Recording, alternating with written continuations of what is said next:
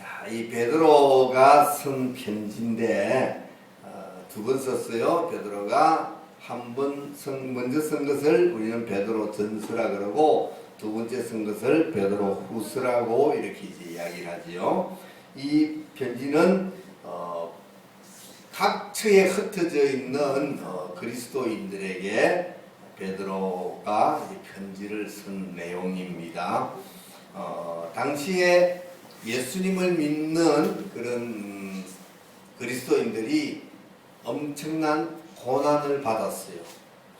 핍박도 받고 어떤 때는 뭐 죽임도 당하기도 하고 여러 가지 뭐 불이익도 당하기도 하고 이런 환난과 고난 속에 살아가는 흩어져 있는 그리스도인들에게 베드로 사도가 그러한 어려운 환경 속에서도 우리가 정말 마음을 굳게 하고 예수님의 그 죽으심 그것을 우리가 마음에 깊이 새기고 우리도 굳은 각오로 예수님의 그 본을 닮아가서 살아간다면은 우리는 다시는 우리에게 죄가 우리를 침범하지 못한다.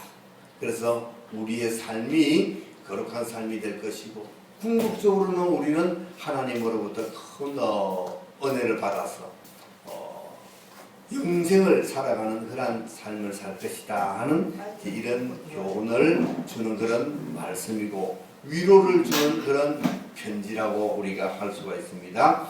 자, 오늘 4장 1절 보니까 그리스도께서 이미 육체의 고난을 받으셨다 그랬어요. 그리스도 예수님께서는 육체의 고난을 받으셨어요. 예수님이 받으신 육체의 고난은 이 땅에서 살아가는 동안에도 많은 고난을 받으셨고 또 궁극적으로는 골고다에서 십자가에 매달려 돌아가시는 그런 고난을 받으셨지요. 십자가에 매달려 돌아가시기 전에 로마 병정으로부터 그죠? 온갖 수욕을 당하고 채찍질 당하고 그 무거운 십자가를 짊어지고 올라가는 엄청난 그 육체의 고난 그런 고난을 예수님이 당하셨어요.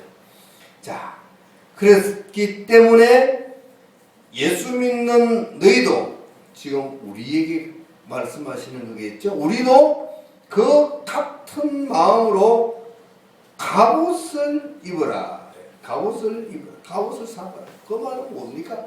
우리도 마음에 그런 무장을 해도 갑옷은 뭡니까? 우리가 무장하는 거죠. 전쟁을 칠 때 싸울 때 몸을 보호하기 위해서 갑옷을 입습니다. 그것처럼 우리는 무엇과 싸웁니까? 죄와 싸우고 악과 싸우죠. 그런 죄와 악이 우리를 침범하지 못하게 갑옷을 입으라. 그것은 뭡니까? 정신무장, 마음의 무장을 하는 거죠. 그렇게 단단한 각오를 가져서 우리가 다시는 죄를 짓지 않는 삶, 사단이 우리를 틈타지 못하는 그런 삶을 살아가는 거예요. 무엇을 본받아서? 예수님의 그 고난을 우리가 본받았어.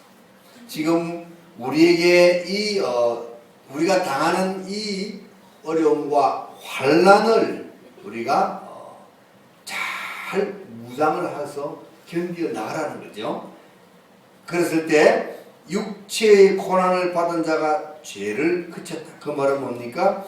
육체의 고난을 이기고 나아가는 우리에게는 이제 더 이상 죄가 우리를 유혹하지 못한다. 단단한 각오를 하고 정신영적으로 무장을 하면은 죄가 우리를 절대 유혹하지 못한다.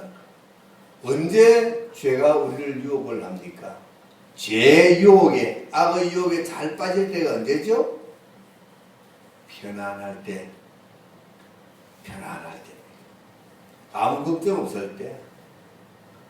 그럴 때는 죄가 들어오고 악이 들어오면은 그 유혹에 잘 빠져들어갑니다. 그러나 우리가 어떤 고난에 있어서 정말 그 힘든 어려운 부분들을 붙들고 하나님 앞에 매달리며 기도할 때에는요, 그런 죄는 절대 우리를 유혹하지 못하는 거예요. 그렇기 때문에 우리가 육체의 고난이나 어떤 심적인 고난, 어떤 사건이 우리를 힘들게 해서 우리가 환난 가운데 있을 때 그것이 바로 우리가 복이라는 거죠. 그것이 복이라는 거죠. 고난이 복이라는 거죠. 왜? 그 고난 때문에 우리가 영적으로 깨어서 하나님 앞에 기도하게 되고, 그럴 때는 죄가 우리를 틈타지 못하기 때문에 우리는 죄를 짓지 않게 된다. 그것이 바로 우리에게는 큰 복이라는 거예요. 그래서 이는 육체의 고난을 받는 자가 죄를 그치음이니 그 말이에요. 그 후로는 다시 사람의 정욕을 쫓지 않고 우리가 마음에 구전무장, 정신적으로 영적으로 무장하고 우리가 나아갈 때에는 인간적인 욕심, 정욕이 우리를 이기지 못한다는 거예요. 우리가 그런 정욕을 따라 살아가지 않게 된다는 거죠. 인간이 사람의 정욕을 쫓지 않고 오직 하나님의 뜻을 쫓아가는 그런 삶을 삽니다.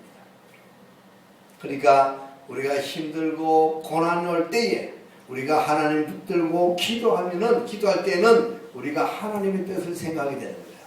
그러니까 그 얼마나 좋은 거예요. 힘들 때 우리 형제들, 형제님, 또 우리 집사님들, 우리 어려운 환경 속에서 하나님 붙들고 막 기도할 때, 그때가 우리가 정말 하나님의 뜻대로 살아갈 수 있는 그런 기회라는 거죠. 그때 우리가 그런 힘을 받을 수 있는 거야. 그러니까 그것이 더 우리에게는 큰 복이지요. 오직 하나님의 뜻을 쫓아 육체의 남은 때를 살게 하렵니다. 하나님의 뜻을 따라서 이제 우리 인생, 남은 인생 살아가게 된다는 겁니다. 그렇기 때문에 우리가 에베소서에서는 뭐라 그래? 하나님의 전신갑주를 입으라. 바로 그 말 똑같은 거예요. 갑옷을 삼으라. 전신갑주를 입으라. 똑같은 말.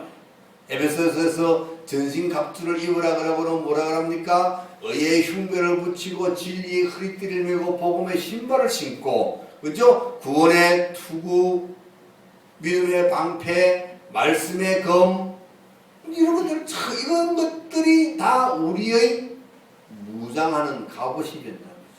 이것들을 우리가 완전히 무장하면은 절대 우리를 향해서 날아오는 그러한 죄악들은 다 소멸될 수밖에 없다는 거죠.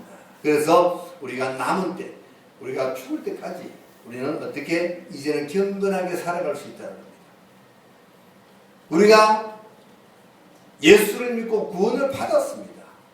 구원을 받았어. 그러나 우리가 죽을 때까지, 아니면 예수님이 다시 오실 때까지 우리가 그 구원을 잘 일구어 나가야 되는 거예요.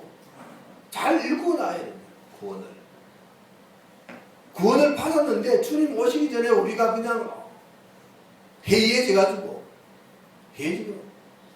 육신의 정욕대로 살아버리면 안 된다는 거예요. 그 말을 하고 있는 거예요. 남은 때를 살게, 남은 때 주님 오실 때까지 지금부터 잘 살아야 돼요. 뭐하고? 무장을 하고 전신갑주를 입고 악이 틈타지 않도록 그렇게 살아가게 하려고 지금 그 말을 하고 있다는 거예요. 자, 너희가 음란과 정욕과 술 취함과 방탕과 연락과 무번 우상 숭배를 하여, 이거 전부 다 뭡니까? 육신적인 일이죠, 그렇죠? 세상적인 일이고 이방인들이 하는 일들이죠. 믿지 않는 사람들이 하는 일들이죠, 그렇죠? 그런 것을 숭배하여 이방인의 뜻을 쫓아 행한 것이 지나간 때가 조카도다. 그 말은 지나간 때가 뭐죠? 예수를 믿지 않고 살던 때, 그때는 우리도, 그죠? 우리도 예수님을 믿지 않고 살 때는 그들과 똑같은 그러한 우상숭배하고 타락한 삶을 살았단 말이죠. 그러나 우리는 그러한 삶은 거기에 족한 거예요. 우리가 지금까지 살아왔던 것만 해도 이제 충분해. 이제 앞으로는 지금부터는 그렇게 살면은 안 된다. 우리 육신의 소욕을 따라서 지금부터 살면은 안 된다. 지금은 그 말을 합니다. 지난 때가 족하다. 지금까지 그렇게 사는 것만 해도 충분하니까 이제 더 이상 그렇게 살지 말라는 거예요. 이러므로 너희가 저희와 함께 그런 극한 방탕에 다름질하지 아니하는 것을 저희가 이상히 여겨 비방한다. 무슨 말이에요? 우리가 예수 믿지 않을 때에는 그들과 똑같이 방탕하며 살았으니까 그들과 똑같이 살았습니다. 그런데 우리가 예수 믿고 이제 예수님의 육체의 고통을 우리가 안고 우리가 이제 경건한 삶을 살아가니까 그들과 함께 하던 그러한 일들을 이제 우리는 안 하게 되죠. 그들은 지금까지도 그러한 방탕한 삶을 살고 있는데 이제 우리는 예수 믿고 그런 일을 안 하는 거예요. 그러니까 그들이 볼 때 쟤들은 왜 저래? 여태까지 우리하고 잘 놀고 그죠?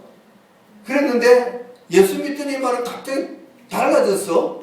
저희들이 이상해졌어. 이렇게 한다는 거죠. 우리 보고. 야, 저 사람들 예수 믿더만은 많이 변했네. 다른 사람이 됐어. 왜 저래? 이렇게. 여기 이상이 여기서 비방한다 그랬어. 비방한다는 것은 놀라가지고, 이상하다. 왜 저러지? 이 사람들? 뭐, 어디가 술 먹으러 가자 그래도 안 간다. 춤추러 가자 그래도 안 간다. 안 간다 그러니까, 저희들이 왜 저러지? 저래는 잘했는데? 이렇게 한다는 거예요. 이상히 여긴다는 거. 우리를 이상히 여긴다. 그래서 저희가 산자와 죽은 자 심판하기를 예비하신 자에게 직고하리라. 이 말은 뭡니까? 산자와 죽은 자를 심판하기를 예비한 자가 누구지요? 바로 예수님이죠. 예수님. 다시 오실 예수님. 하나님께서 이제 심판의 모든 권한을 예수님에게 다 일임해 주셨어요. 그래서 예수님이 그 모든 권한을 가지고 이제 오실 겁니다. 그때는 어떻게 온다고요? 산자와 죽은 자를 심판하기 위해서 오신다는 거예요. 그때는 뭐 한다고요? 모든 사람들이 자기의 행위대로 다 심판을 받는다는 거예요. 직고한다는 말이 그거예요. 다 이제 우리가 뭐 해야 됩니까? 주님 앞에 서면은 다 사실대로 알아야 되죠, 그죠? 재판정에 나가면은 재판 받을 때 사실대로 다 이제 진술해야 될 거 아니에요. 그것처럼 주님 앞에서 다 진술합니다. 그들도 다 진술합니다. 그래서 행한 대로 심판을 받는 거죠. 행한 대로 심판을 받습니다. 직고하게 되니까. 자,